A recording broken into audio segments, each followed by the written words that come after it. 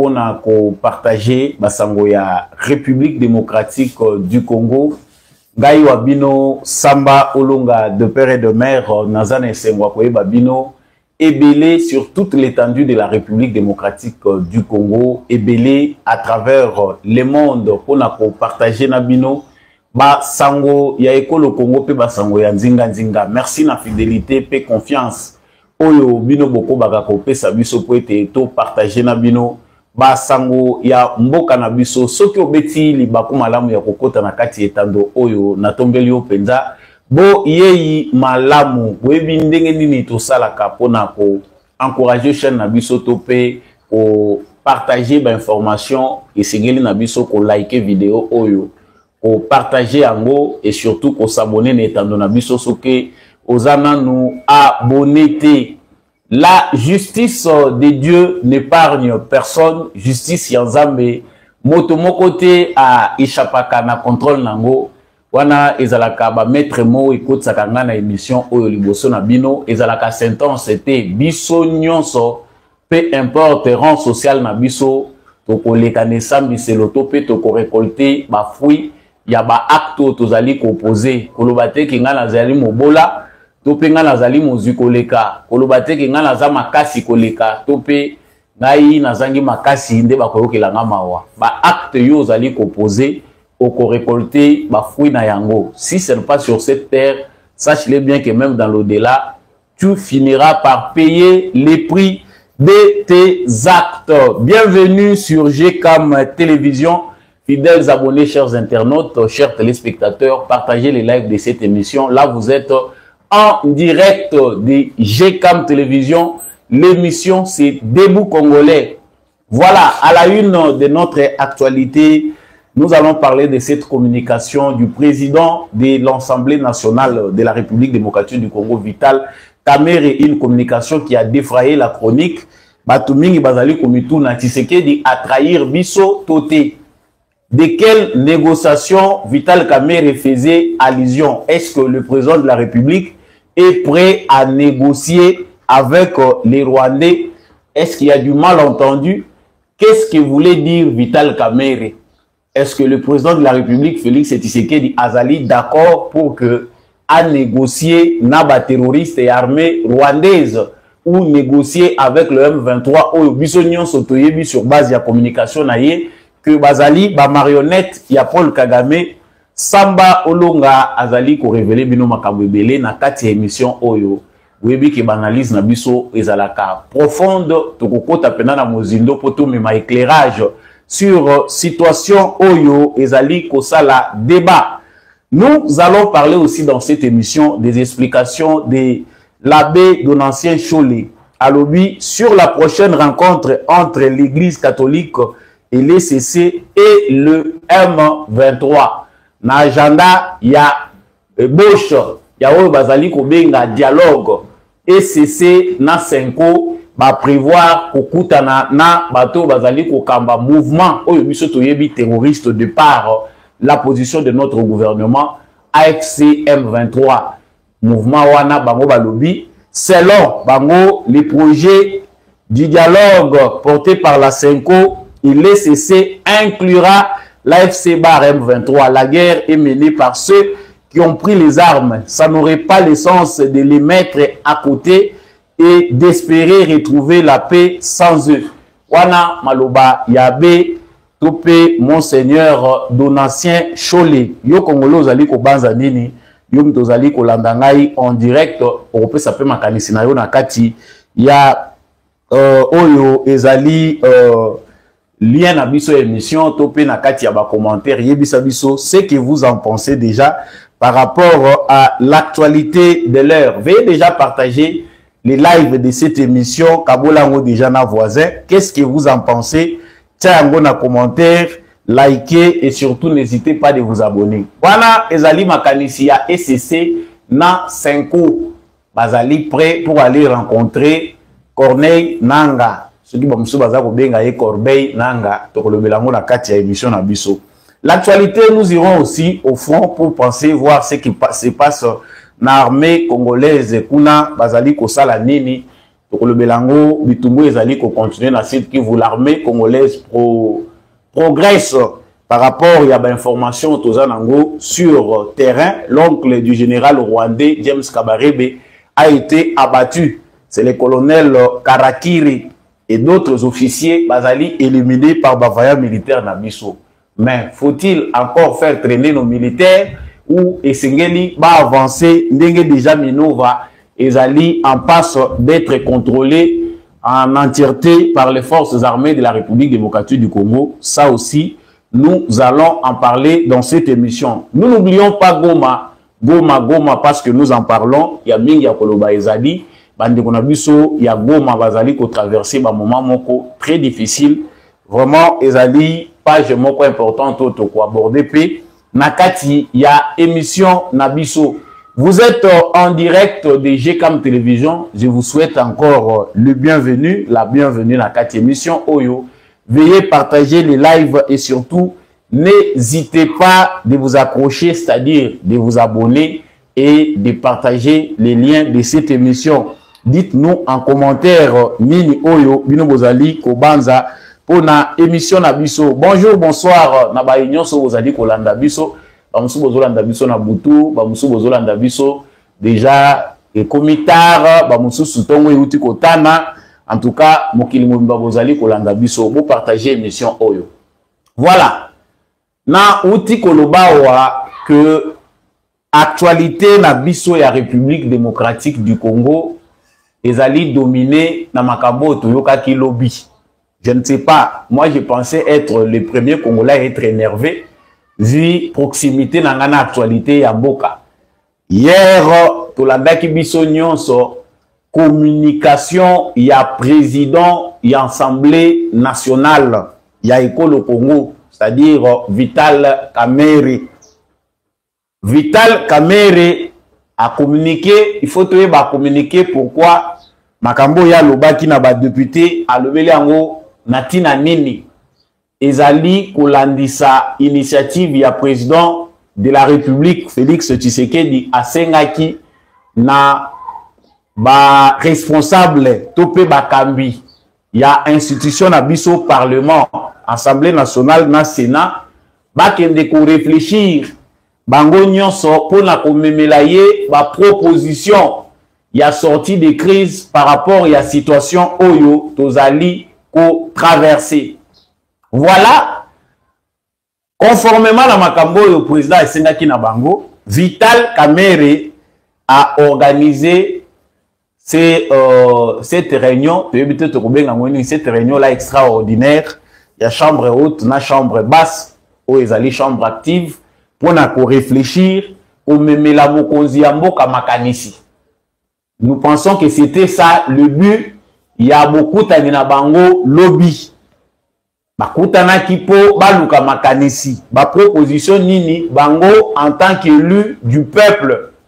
Bazali bakoki kopesa na mokonzi ya mboka pour na kotia na application par rapport à la situation oyo mboka ezali ko traverser. Mais malheureusement Makabango loko les a koleka en direct pour moni ba député na biso de fois babosa na ka mokili mobimela na kabango via RTNC. Président et Assemblée nationale Vital Kamerhe o azalaki ko animer débat a PC exposé des motifs à l'obéli communication ya président lettre ya président de la République adressé na parlement makambo ya sengaki na bango. Oyoka ba député Moussoussou, déjà les débats étaient mal partis. Débat et kendaki malamouté parce que les alaki loko les oko eko kendepo et kendeko souka ndenge balobaka na lopoto en cul de sac. Je prends là peut-être par rapport à l'illustration maloba yandeko député national Eliezer Tambwe. Alobi bozali ko yebisa biso kaka boye to banda mbala moko débat to banda ko pesa makanisi. Sans une orientation, sans savoir ko pesa biso plan to ko orienter makanisi na biso vers objectif nini.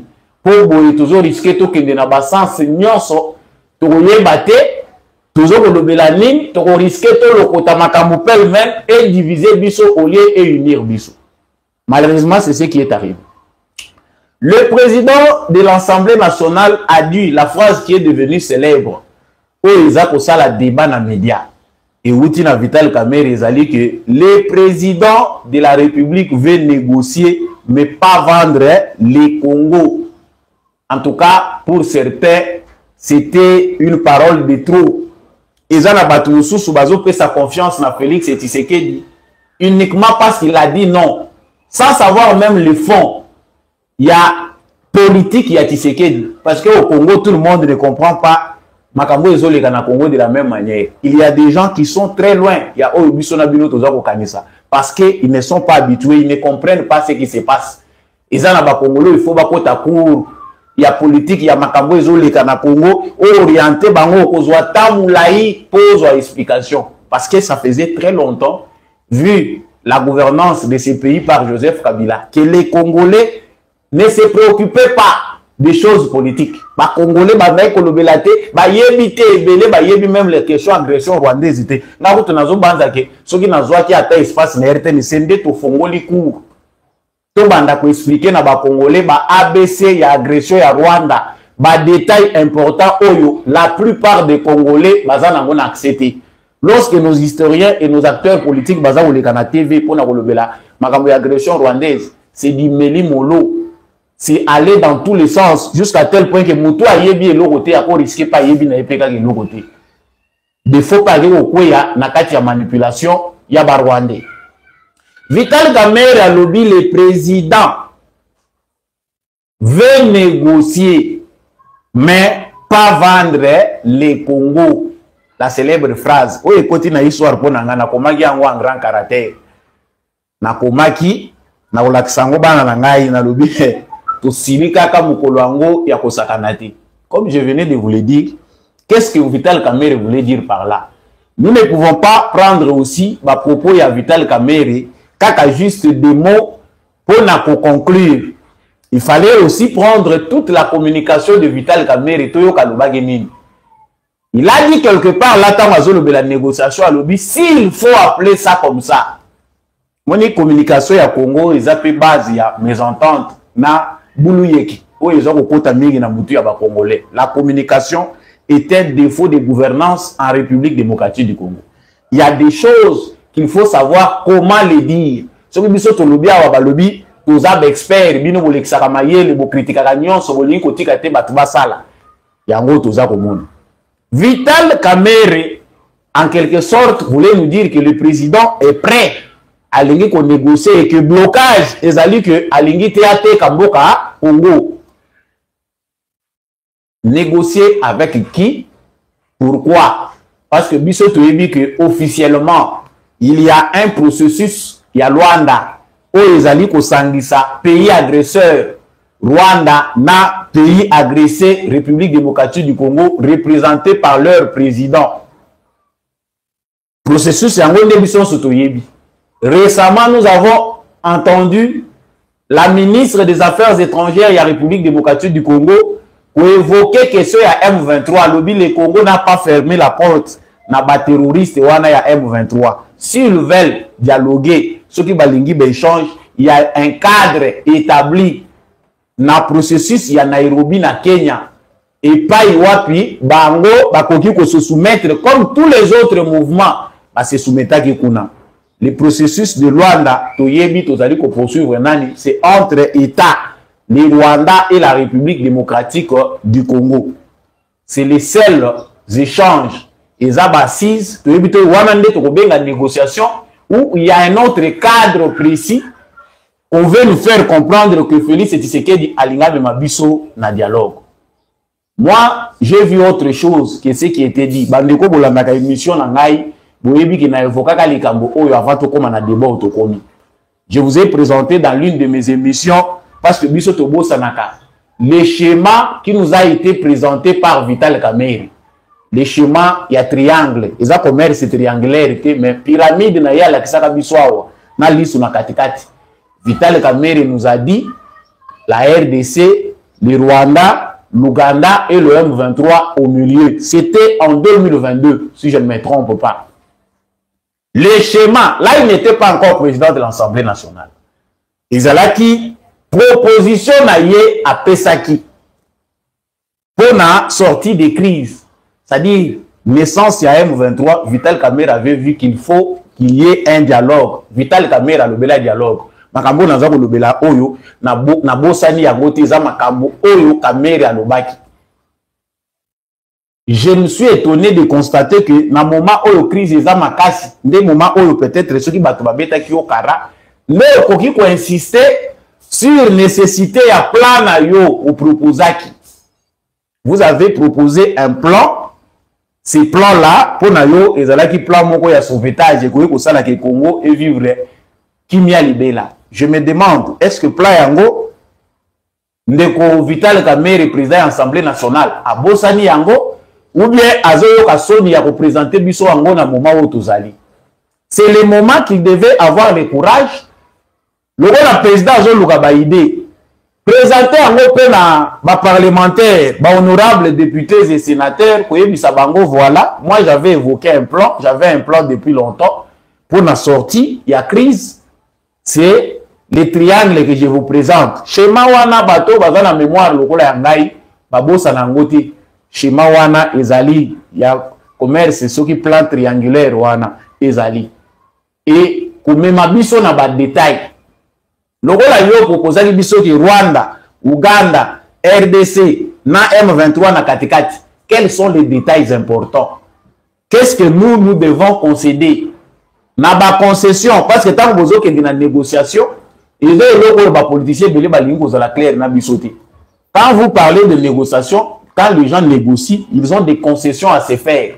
Ils ont un bateau oyo, ba concession. Ba concession oyo bateau ba kolobela. Et vous allez nini. Biso Congo, qu'est-ce que nous devons céder à ces gens-là? Tu peux ça bango nini, bango pe, bako céder nini. C'est ça la négociation. La négociation, on n'a pas toujours ce qu'on veut. On va avec une position, soit au bar très haut, au yebike, tango bako kakolanga, bako chaboye, nako bongisa nako chaboye. Biso Congo, tu peux céder nini. Voilà, chers Congolais, les problèmes que nous traversons. Vital Kamerhe, est-ce qu'à traduire fidèlement, Oyo Ezali pensé à Tshisekedi, ou il a juste voulu créer d'autres problèmes? Parce que dans le moment où il y a des gens, Oyo Batombo qui makasi.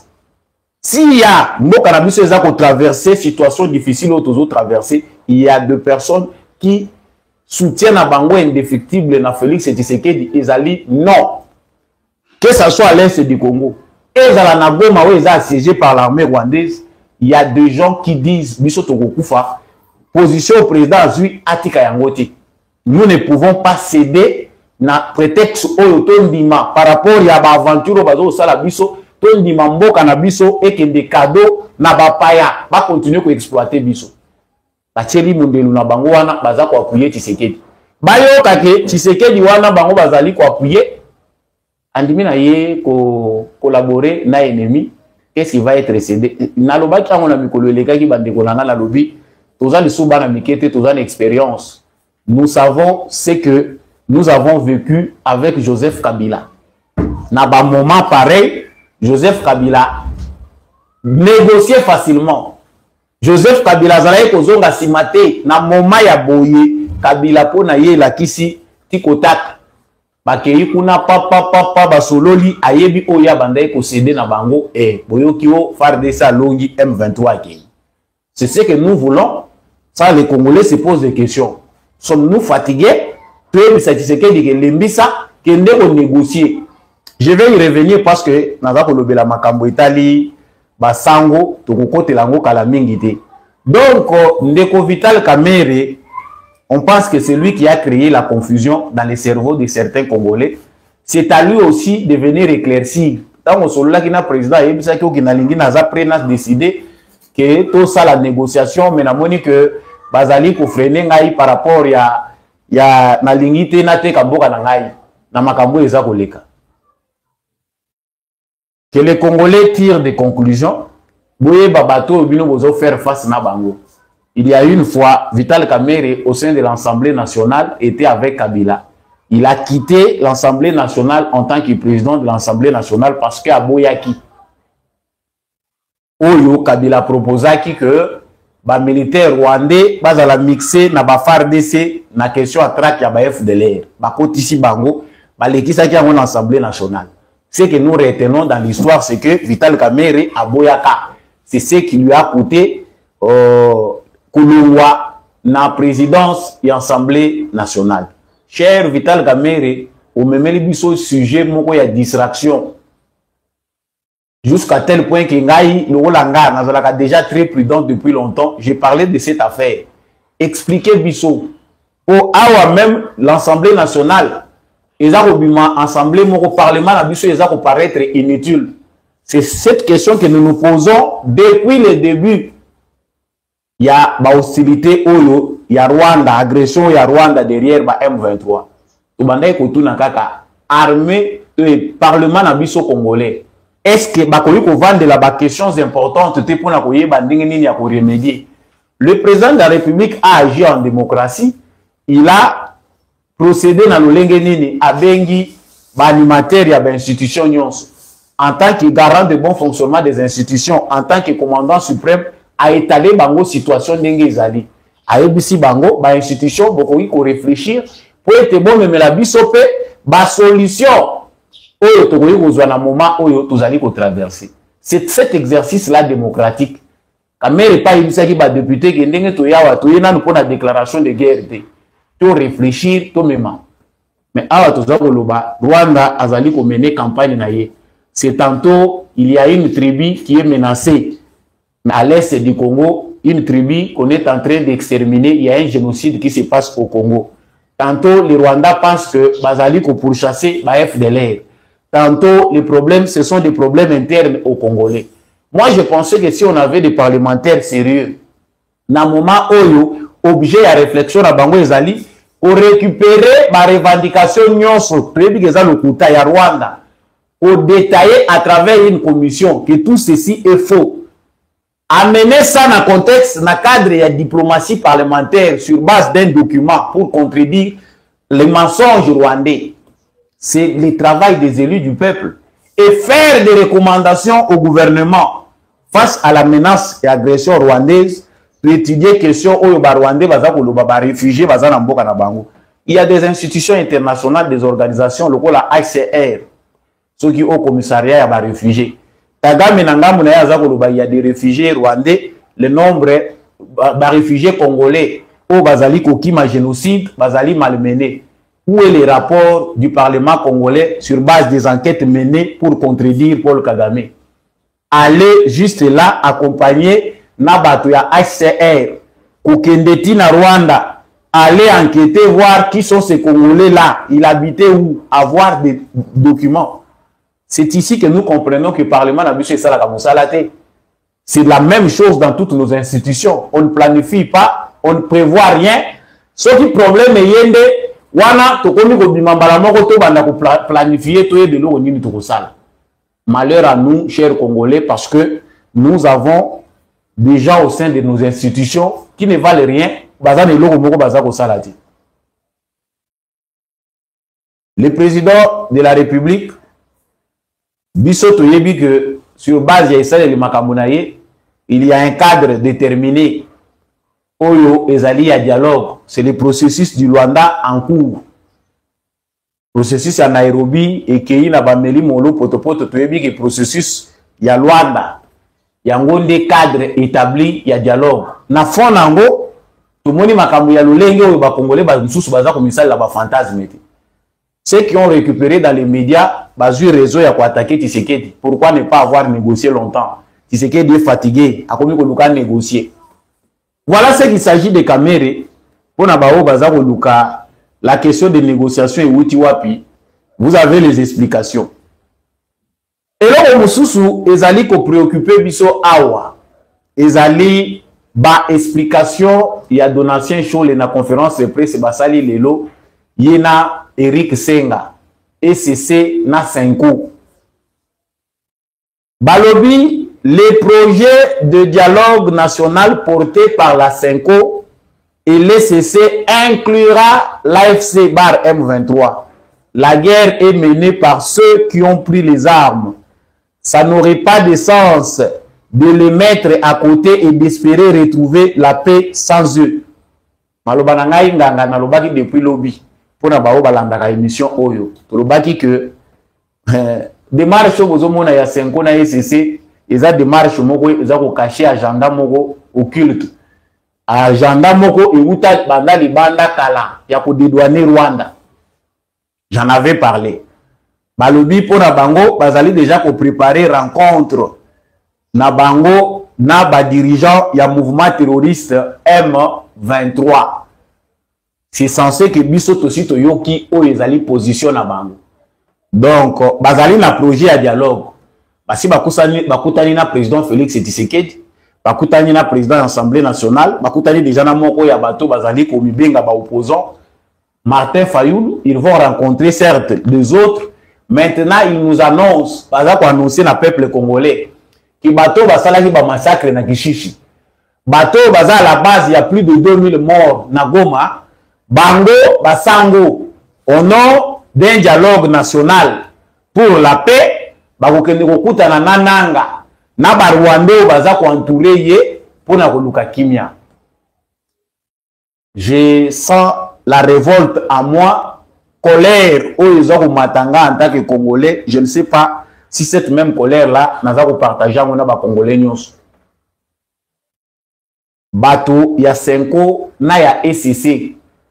Tout tikali comme on a discours na bangote en détail pour condamner fermement les massacres où ils allaient continuer à l'est de la République démocratique du Congo. Goma aujourd'hui, c'est l'illustration que le Rwanda veut exterminer les populations civiles de l'Est du Congo pour les remplacer par des populations rwandophones. Ce qui se passe à Goma, c'est des crimes horribles. Oyo, ba gomatriciens, ba congolais, n'a pas réussi à digérer. Mais pendant un moment où tozana ngona luyadei, la Senko et l'ECC planifient d'aller rencontrer bateau yo bazali ko égorger, bateau bazali ko boma. Bande konabiso na est ya Congo. L'agenda n'est plus caché. Agenda est aujourd'hui connu par tous les Congolais que la Senko et l'ECC bazali kokende vers Nanga, bazali kokende vers Kagame pour rechercher la paix. Oui. Tokoyi kozala réaliste était toboya quelque part des marches ezali ya kimia. Parce que tant on a otanga maloba ya Eric Senga, je vais lire pour vous. Eric Senga cherche à nous faire comprendre aussi, à expliquer des marches na bango. Oyo azali représentant ya secrétaire ya ECC. Alobi, dites-moi une seule fois au monde, quelle est cette guerre qui a été vaincue sans le dialogue? Nous ne pouvons pas dire que nous voulons la paix et être sceptiques aux initiatives de paix. Même nos militaires ne sont pas faits pour mourir. Ils ont droit à la vie. Wana eza maloba ya Eric Senga, oyo azali représentant ya secrétaire général ya ECC, Église du Christ au Congo. Vous avez bien compris, chers Congolais, de quoi il s'agit. Pendant que nous sommes agressés, le monde entier condamne. Même ceux qui n'ont pas commis un point à proposer ba acte. Le monde entier condamne l'agression rwandaise. Le monde entier est condamné l'invasion ya Rwanda na Congo. Baza ko senga ki armée ya Rwanda ebima.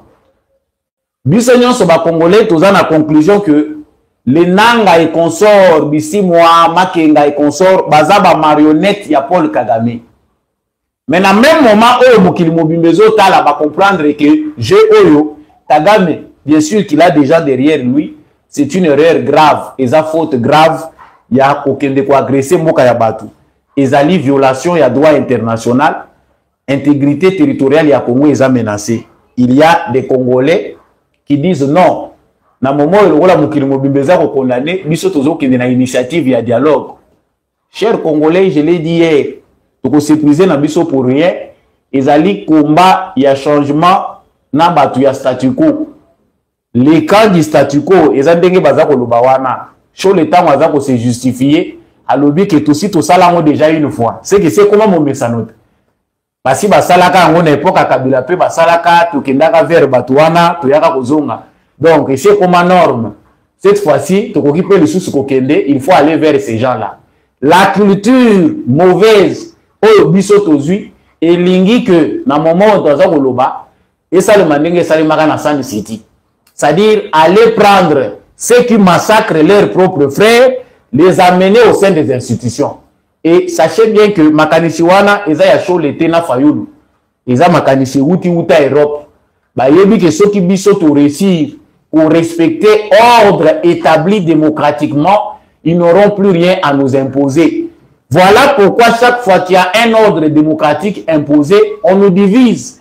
Il y a des Congolais qui sont utilisés pour les Congolais, on n'a pas se retourner contre ordre républicain, tout démocratique et établi dans Mboka na Bango. Dès Bissangaï, na moment où il y a une élection, il y a à peine une année, Félix Tshisekedi venait d'être élu président de la République. Il y a un parlement issu des élections. Il y a maintenant un groupe de Congolais qui pensent que cet ordre-là établi, ils ont aussi Félix Bangote.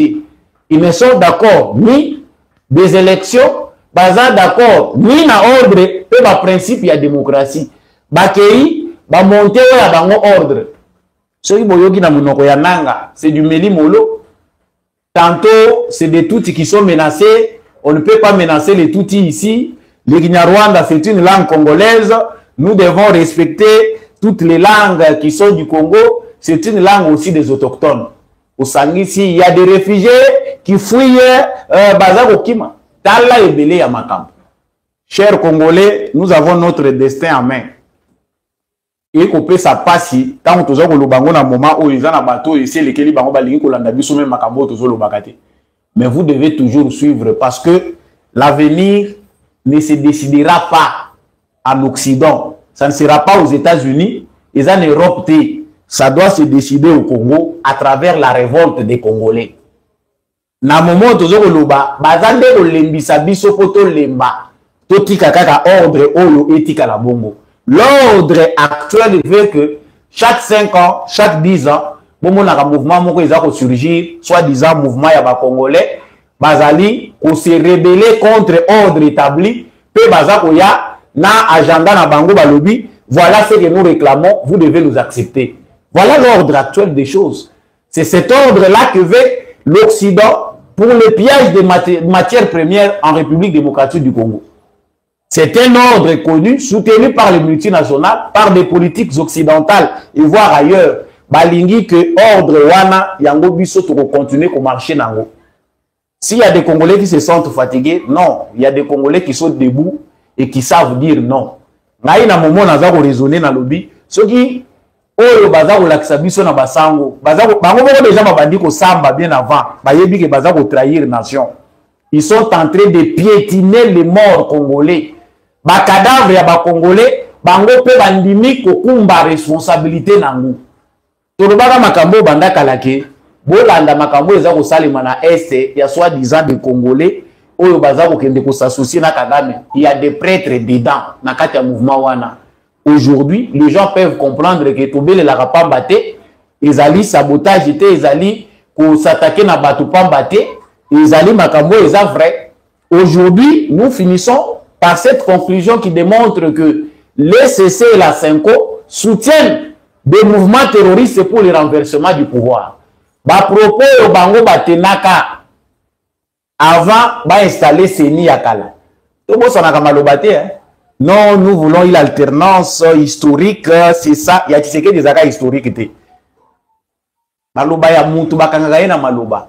Ezala maloba mususu ebimaka mutu akanisa ke tant tozo koloba nyonso to maîtrisaka oyo zo luko bomba ebimaka d'une certaine manière sans que oyeba yango ebimaka to se trahisaka na maloba na biso sans le savoir ata oluko bomba mais façon kolobela makambo eko trahir yo. Aujourd'hui la Senko et l'ECC acceptent de mettre de côté les morts. Ba Congolais nyonso baza sacrifié, massacré to tie bango mopanzi au nom de ce qu'ils appellent le dialogue. Sikoyo awa, oyo Jean-Pierre Bemba za ko sala to chango wapi. Voilà le vrai Congolais, les restes des Congolais consciencieux, ba Congolais baza ko comprendre le onye sengeli to sala. Jean-Pierre Bemba est en tournée, ye moninga za ko tourner sika bande ko na ye bazali pona ko conscientiser bango. koyebisa ba jeune que rempart na biso ezali biso moko to se prendre en charge. Préparez-vous pour rejoindre l'armée. Sikoyo to mobiliser ba jeune, to yebisa ba jeune bovanda, to kende ko humilier bino.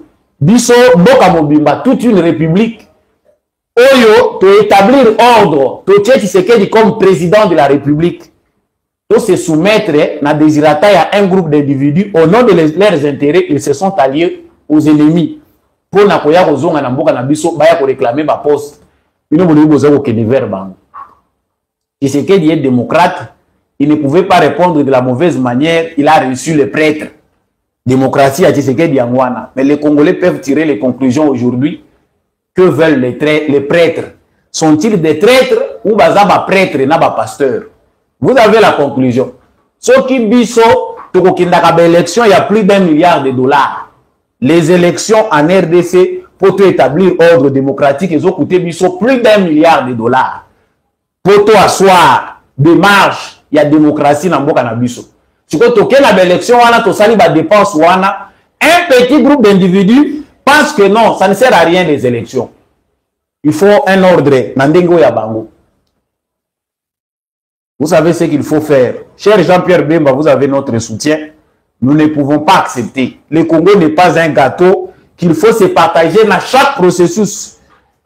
Pour organiser l'élection pour Nani, nous ne pouvons pas céder. Ça s'appelle de l'intimidation. S'il y a des Congolais qui se fatiguent face à cette pression, c'est que Bozali lâche. Excusez-moi le terme, mais c'est le terme qui convient. C'est que Tozali lâche si nous acceptons. C'est une pression, il y a statu quo. Que ce soit l'Occident, que ce soit les petits aventuriers qui sont au Congo, eux, ils défendre les causes juste. Bazako sala biso pression pour les bateaux tika. Tant que mon a dit, bazan déjà na goma, le bakoza bukavu, to lemba, sans to lemba, voilà, ils disent ici, bango ba komi ko imposer biso o bango balingi. Nous n'avons pas plus à dire. Biso nyonso, to yebi de quoi il s'agit. Le monde entier fait sa part. Basa lango na mauvaise foi, basa lango na bonne foi, on voit que le monde entier condamne le processus. Les dialogues que nous connaissons, c'est celui du processus de Luanda, Oyo Kagama Kimi. Kagama Kimi na Luanda parce que Monique ya Luanda eza singa na kingo. Aye ko luka ya basango, po basango bapesa ye babeki. Et le problème, il y a des terroristes et armées rwandaises et comme un problème congolais. Vous ne voyez pas que là, les prêtres sont en train de nous dire que l'affaire, bateau, bazar, massacrer, batunaboma, ce sont les Congolais. Et qu'il faut maintenant aller supplier ces Congolais pour tout Lukakimia. Le bateau, bazuba arme. Non, chers Congolais, je suis révolté. Au moment où il y a liboso, pour diminuer la communication, comme beaucoup plus dans la révolte. Les Congolais doivent être révoltés. Dans le émission, les gars, que la prochaine manifestation doit être historique. Ceux qui Congolais, vous avez sous occasion à balabala. Franchement, faites plus que ce que vous avez fait. Vous êtes en direct de GCAM Télévision. Partagez les lives de cette émission surtout. N'hésitez pas de liker et de vous abonner. Likez et partagez. Donc, la conclusion, c'est celle-là. Il n'y a pas de dialogue. Si les Congolais ont la mémoire, la bonne mémoire, nous ne pouvons pas accepter que cette corruption via la Senko et l'ECC s'installe dans notre pays. Ce qui tondimi yango, tondimi boumbu ya ba Rwandais libela. Dialogue batumususu basi balembi nango balobi, esoka kokite a négocier kakati. Azo négocier na banani, akopesa bango nini. Pa Kabila banaye de négocier apesi bango administration ya Kivu. Après, si bango mabulu ba exploitaka. Et ça ne suffisait pas pour eux. Il faut bailler à Kinshasa. Bazala kaka ndenge bomoni bango bavandi na kati ya ba service à ba sécurité partout. C'est le plan occidental. Ce que Kagame réclame aujourd'hui, Bisika Diemberi a yebi que ils ont ndenge ba mesani sakiye. Ce sont eux qui doivent diriger le Congo. Ndenge basali la ki plan na bango. Sommes-nous prêts à l'accepter? Si nous sommes prêts, faisons une marche, disons à Tshisekedi Tolembi Kokufa. C'est simple de le faire. Sango mususu naza kosukisa na ngwawa ezali que ba oyo bandima liwa pona ekolo balembite no FRDC bazali ko continuer combat. Peu importe ce qui se fait dans l'environnement politique, les forces armées de la République démocratique du Congo, accompagnées de Ouazalendo, bazali ko continuer. Il y a un colonel rwandais du nom de Karakiri qui commandait les éléments de RDF pour avancer jusqu'à Kavumu, l'aéroport, dans le sud de Kivukuna. Ce colonel-là, azali oncle, il y a James Kaberebe. Il y a un demi qui sacrifié oncle naye au profit de l'or et du coltan où ils sont dans l'Est de la République démocratique du Congo. Ils doivent continuer à piller, massacrer, parce que les Tutsis, les Hutus, ils ont un rapport de plus en plus, les Hutus, comme cher à Kano, il y a Kagame. Azako Tchabango la première ligne. Comme Bango Baza Belé, ce sont eux qui sont désignés pour Bayara Kufa na Congo, pour y avoir matière première où Azako continuer Kozo. Félicitations à notre armée de continuer à endiguer. Parce que la victoire où Kagame Azali Komona, la victoire où Azako Sepela, Ezako Salema sur base, il y a sacrifice, il y a makila, il y a Rwandais Belé. Bino lokola boza bilinga linga bibota bota tango boyoka ke na Rwanda. Mibali bazali lisusu mingi te bokati saboke ndeko la biso lisusu race ya vipere mususu boke ndeko bota lisusu kuna boyela biso bana awa. Parce que bino bozana mindeloté. Vous êtes allé avoir les enfants partout, conséquence nango ya moto zozala nangwa. Ne suivez plus hein, boke ndeko bota lisusu boyela biso lisusu progéniture ya race ya vipere awa. Kagame ye wandimi na ye. Bazami atindi bango boku fa 800. Même ceux qui beaucoup fait 800 pourvu que 200 va comme un objectif. Allez-y comprendre que l'armée rwandaise est préparée comme une armée criminelle. Donc, bozo mabazoya, objectif est ça que ceux qui sont sacrifiés 3000 au Batikali, va atteindre l'objectif là-bas. Comprenez qui veut, chers Congolais, et là, ça avance davantage vers Minova. Babomi terroriste wana noko ya James Kaberebe babomi lié près à Nyamasa. Nyamasa c'est tout près aussi de Minova. L'armée congolaise progresse bien. Mais biso tozoko zélandais riposte étant entendu. Monsieur le président de la République, c'est vrai. Biso toane loko to prendre yote aussi to lembi. Même biso bateau to maîtriser ba congolais tozoko faire comprendre bandeko na biso problème. Nous faisons face à une armée coordonnée, organisée, bien payée. Chaque fin du mois, pour défendre les causes injustes. Mais nous qui le faisons avec patriotisme, ni encadrement, ni quoi.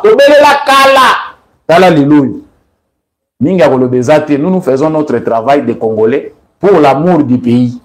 Ce qui veut comprendre. Attendons de voir si vous avez réellement bien compris. Les massacres vont montrer à Goma, nous ne pouvons pas refuser de dénoncer et de partager. Koluba compassion na biso vis-à-vis abande ko na biso bazali ko vivre na terreur na Goma. Et ça na plan moko ya élimination, extermination ya ba Congolais pour s'approprier ba bien na bango pour remplacer bango par ba Rwandais. Ceux qui sont spirituellement connectés savent que makambo il fallait qu'il y a. Baope bazali physiquement baza kotala bayebi que eza tango ya suka. Kagame il le fait dans toute la splendeur de sa folie. On a relakisa biso que soki bomekiawa c'est la fin du monde. Mais c'est maintenant ou jamais. Ceux qui pensent qu'il faut tout limba. Non, to ko limba te.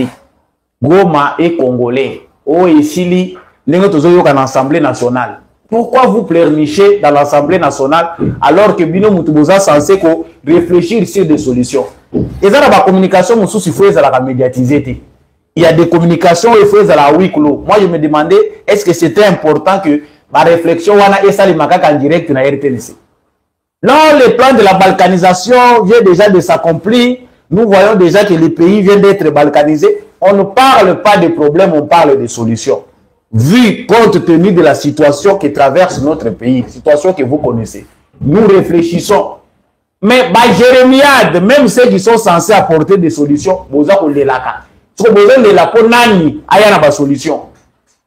Moi, ça me fait très mal. Quand on a une mauvaise qualité de politicien, ça donne ce qu'on voit là. Quand on dit aux politiciens, aux amouteux, aux prêts à toute éventualité, apporter des solutions. Pas qu'on y a pour les lanzera, mais qu'on a peuple. Parce que nous avons un parlement au Kangi qui tient rouge aux là. C'est du populisme. Chers frères de Goma, c'est pour un petit temps. Et ça, ma fable était pour raconter na bino, il y a des événements qui vont se passer. Toyembi Petro na maloba. Mais vous verrez ce qui va se passer. La suite, elle est connue. Le Congo n'est pas fait pour être balkanisé. Et le Congo ne sera jamais balkanisé. Tant que tu as déterminé, biso ba Congolais à défendre Mboka na biso. Jusqu'au dernier Congolais, Mboko ba kotikala ko kabola yangote. Tola okoma na suka ya émission na biso. Je suis très content que Bandeko Ebele vous allez partager na biso émission Oyo. C'est vrai que vous êtes fatigués. Ce sont les plus braves qui continuent à nous suivre pour la l'actualité de la République démocratique du Congo. Ceux qui sont fatigués, bao baza acculés de toutes parts par des informations de toutes sortes. Mboka ekei, mboka ezabiente, na kisasa pe moyen zate, ba Rwandais ba koteli bango. Non, ne vivez pas dans le stress. Je l'ai dit, na kolobango toujours na bémission na ngai. La peur, c'est le pire des ennemis. Ceux qui ennemis na yo kombo na yo ko banga, okokufa samba simba yo. Na lukutu ba simbi yo temo okufi yo moko. N'ayons peur de rien. Le Congo, c'est près de 100 millions d'habitants au Bazakoloba. Si nous sommes mobilisés et déterminés, ça biso rien. Avion de chasse et koyate pour bombarder biso. Nous devons être un na liloba. Toloba liloba nde moko. Notre ennemi ne s'appelle pas Tshisekedi. L'ennemi c'est le Rwanda. L'ennemi c'est la complicité internationale. Le Congo va se libérer et les vraies solutions viendront du Congo. Nasuki wana merci na bandeko nyonso bolandi biso à travers GCAM télévision et émission Oyo Debout Congolais. Likez cette vidéo, partagez na voisins, réconfortez yebisa que tous à la côté les mains. Même ceux qui ont ma bonne il y a des autres qui prient. Comme ça le ça ne sert à rien de prier alors que vous ne faites rien. Non, la prière a aussi sa part. Il y a une armée spirituelle. Zana bateau, bazana ma bonne bazana ma bolongo, je vous encourage. Nous sommes tous des intercesseurs. Musulmans, chrétiens, peu importe votre confession religieuse, nous devons dire ça suffit. On nous apprend que Dieu est juste. Zamba kote la ganete, mais Zamba pas kote la. Continuez à le faire. Merci l'équipe technique qui a décombi à chaque où accompagné biso pour cette émission où est comme on habite dans la bino. Merci Nabandeko Nyonso Bolandi biso de partout à travers la République démocratique du Congo et à travers le monde. Merci Nabino Nyonso. Et encore une fois de plus, sincère condoléances à l'apôtre Gérard Kabea, Oyo, à perdre maman Nabiso Thérèse, son épouse, après plus de 45 ans de vie commune. Vraiment, que vous allez partager ma condoléance. J'ai comme télévision, Azali en deuil. Ma condoléance, voilà, beaucoup qu'on faire parvenir Biso Ango. Na ba numéro na biso ndenge bomona kango na bitando na biso ngai na bino na banza tokokuta na prochainement na émission Mosusu wazalendo na motema FARDC na motema.